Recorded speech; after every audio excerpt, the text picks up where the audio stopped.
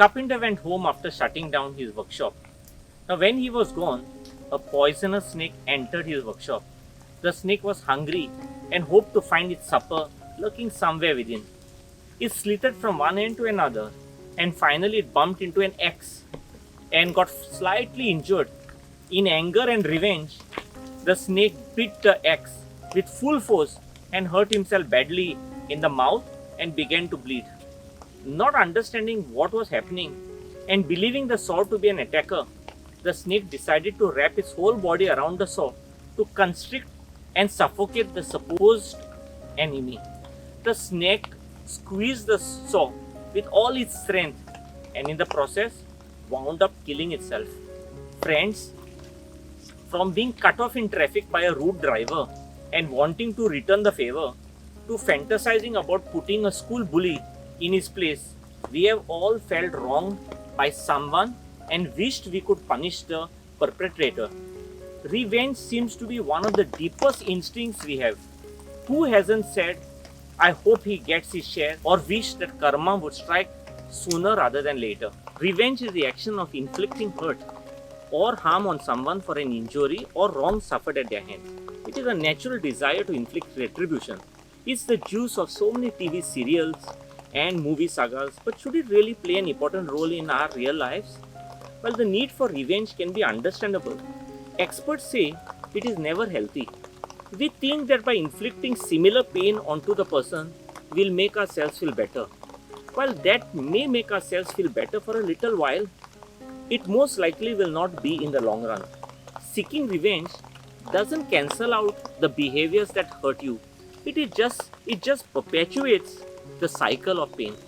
Retribution ties you back to the person you are trying to get payback from instead of turning on your heel and walking away. I have seen many people live by the old saying, revenge is a dish that is best served cold. People often wait for months or years to take revenge. There could be two simple explanations for this. First, the opportunity to take revenge may not present itself immediately in the real world. And in addition, plotting revenge often takes time. Now, according to researchers, like hate, revenge is something that takes a toll on the person who feels wrong, as well as the person's enemy. It is inherently unhealthy because it takes a psychological and physical toll on the person. We often believe that taking revenge is a form of emotional release and that getting retribution will help us feel better. Movies often portray the act of revenge as a way of gaining closure after a wrong. But in fact, revenge has the opposite effect. Even though the first few moments feel rewarding in the brain, psychological scientists have found that instead of quenching hostility, revenge prolongs the unpleasantness of the original offense. Instead of delivering justice, revenge only creates a cycle of retaliation, and it reopens and aggravates your emotional wounds. Even though you might be tempted to punish a wrong, you end up punishing yourself because you can't heal, as H.O.P.E, an American writer, said. When you begin a journey of revenge, start by digging two graves, one for your enemy and one for yourself. Friends, the physical, psychological and spiritual cost of revenge can be devastating.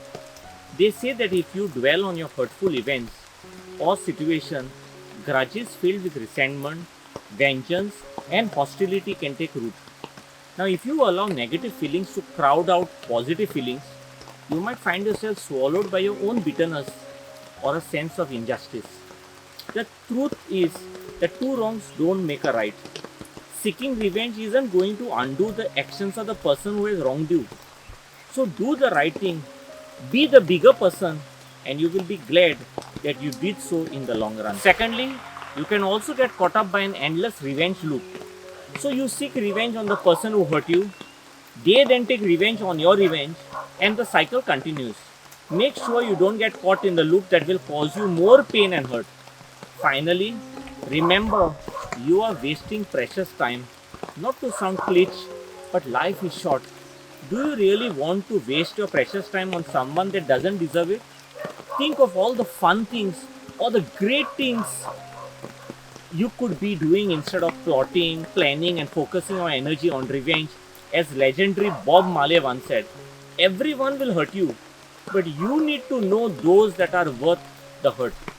Friends, revenge will consume your time, energy, money, as well as your emotional well being. So, the best revenge is to live a life better than those that hurt you. The desire for revenge isn't as a disease that afflicts a few unfortunate people. Rather, it is a universal trait of human nature crafted by natural selection that exists today because it helped our ancestors adapt to their environment. But there's some good news too. Evolutionary science leads us squarely to the conclusion that the capacity for forgiveness, like the desire for revenge, is also an intrinsic feature of human nature crafted by natural selection. Because revenge and forgiveness both solved problems for the ancestral humans, these capacities are now typical of modern humans. While stories of revenge and vengeance are very common, I have encountered equally astonishing stories of forgiveness. Letting go of grudges and bitterness can make way for improved health and peace of mind. Unforgiveness is like grasping a hot coal with an intent of throwing it at someone. You are the one who will get burnt. Nelson Mandela, across the world, universally is known as a great leader. I have always admired him. Nelson Mandela's name is synonymous to forgiveness. He will be remembered to have lived and died loving and forgiving. For many people, being imprisoned for 27 years would plant seeds of bitterness and vengeance. But Nelson Mandela chose to see the bigger picture upon his release. Here's what he said after being released. As I walked out of the door towards the gate that would lead to my freedom, I knew if I didn't leave my bitterness and hatred behind, I'd still be in prison. Having spent 27 years in prison for trying to end the white minority rule, Mandela became an emblem of peace by reconciling with individuals who had been the instruments of oppression during his captivity.